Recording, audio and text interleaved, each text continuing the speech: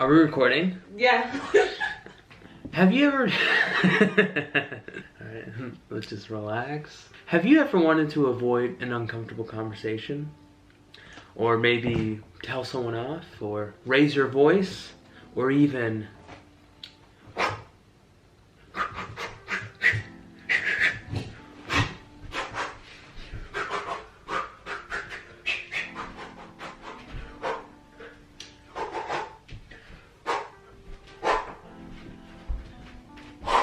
Three hours later.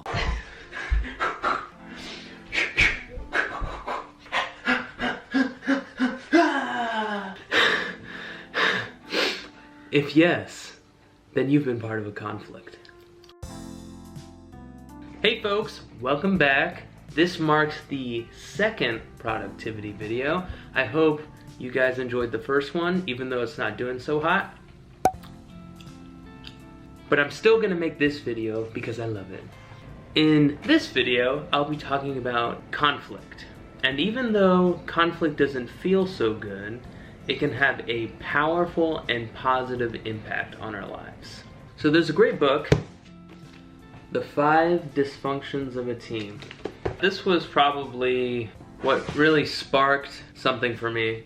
I'd always been interested in working with people in teams just because, you know, just look around. Anything that has made a significant impact on the world, it's not just one person doing it alone, it's a group of people all moving in the same direction. But in The 5 Dysfunctions of a Team, the author, Patrick Lencioni, he describes 5 key dysfunctions that teams go to. I'm not gonna go through all of them, but I'm gonna highlight one of them specifically, which is the fear of conflict. The fear of conflict is widespread. No one likes conflict. It's very uncomfortable. It's very unpleasant. And like most things that are uncomfortable and unpleasant, we will do almost anything to avoid them.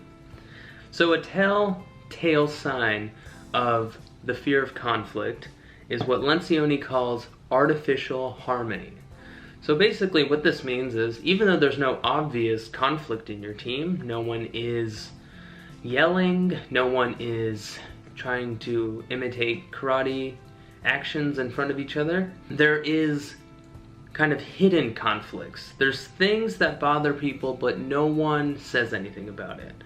And that is bad. The metaphor I like to think of is that's like storing barrels of gasoline in your basement. All it takes is one little spark and the house goes kaboom. So instead of storing gasoline in the basement, teams, people need to have controlled burns. So in other words, what that means is you need to have conflict. Which brings me to the solution, or a solution, to the fear of conflict, which is, ironically, conflict itself. So the solution to the fear of conflict is conflict itself. And conflict is a very scary and negative notion in our minds. So what makes the fear of conflict so bad is that, well, it's two things really. One, it kills honesty. When there's hidden conflicts, when you have these barrels of gasoline in your basement, it kind of constrains the space of allowed speech. You can't say certain things. Some things are taboo, some things are off limits. Some things, you know, you're holding something back, and if you say it, it might explode and, you know, everything's gonna be terrible.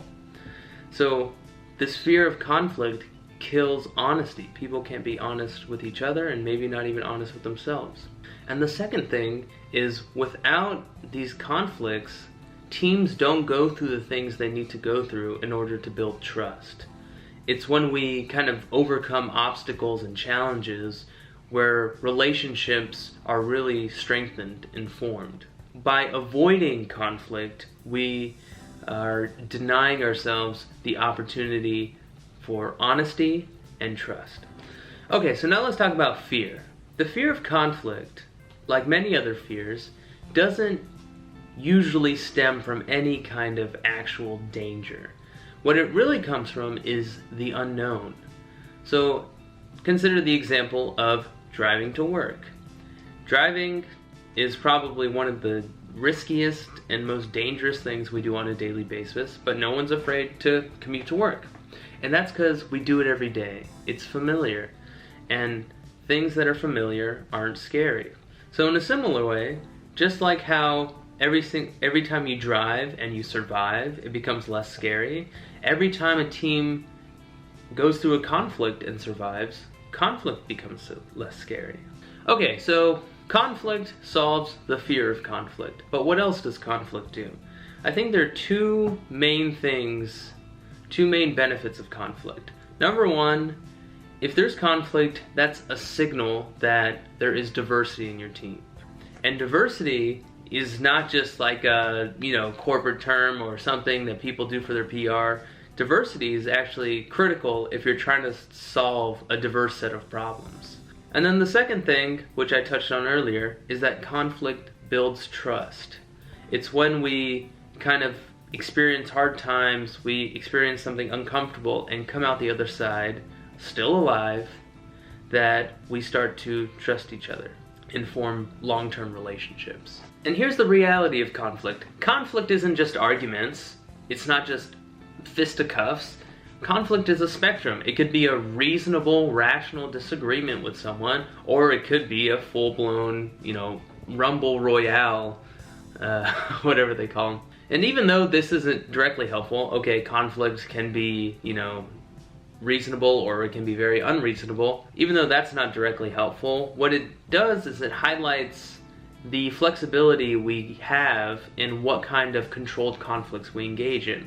So a conflict could be normalizing criticism. It could be making sure everyone has the opportunity to say their opinion, even if it's vastly different than what other people might think. Or it could just be promoting productive discourse or discussions. And we can actually use conflict as a tool as opposed to an obstacle.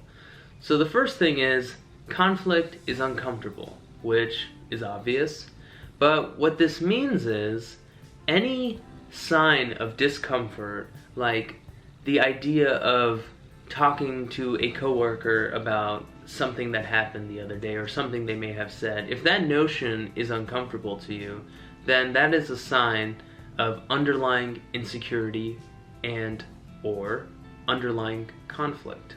So what does this mean? That means discomfort, as opposed to being an obstacle, is an opportunity for us to resolve underlying conflicts or resolve underlying insecurities that our team may have. So what this does is it informs a three-step protocol for growth. The first step is, instead of moving away from discomfort, you move toward discomfort. This could be in the context of a team or even in the context of an individual or a personal life. The second, when you move toward discomfort, you uncover conflicts. And then the last step is, once you've uncovered conflict, you've discovered underlying insecurities. And if you follow that three-step protocol, the first step being moving toward discomfort, you're going to find yourself growing at the end of it, even if it's very uncomfortable. And then the last thing about conflict is, although some conflicts are more productive than others, I believe all conflict is good given a single requirement is met. And that requirement is, people need to be willing to see it through to the end.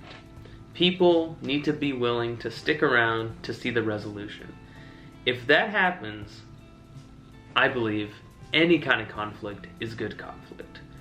What makes bad conflict is things go wrong, things get heated, shit happens, quoting the last video, and people run away. People avoid the resolution because they feel some negative emotions or something. That's the worst thing you can do, because you're denying yourself all the benefits of conflict by not seeing it through to the end. And the last thing, this is really the last thing. People think that the worst thing for a team is conflict, and that's wrong. The worst thing for a team is apathy. Apathy is a sign that people have given up on the team. The effort of being involved in the team is not worth the benefits of being in the team. And apathy is really the start of a countdown. Once apathy sets in, if that apathy is not resolved, the teams start to fall apart. So once again, I rambled to a tremendous degree about something. So I'll just kind of wrap everything up with 3 key takeaways. The first takeaway is, the fear of conflict is a fundamental dysfunction of teams, with an unexpected solution, which is conflict itself. The second takeaway is, even though moving toward conflict and discomfort is very unnatural, it provides tremendous opportunities for teams and individuals. And then the third and last takeaway is, all conflict is good, given everyone is willing to see it through to the end. So that ends the second productivity video on conflict. I hope you guys enjoyed the video. If you have crazy experiences with conflict that you just gotta share, please feel free to leave them in the comment section. And as always, like, comment, subscribe, share, and thanks for watching.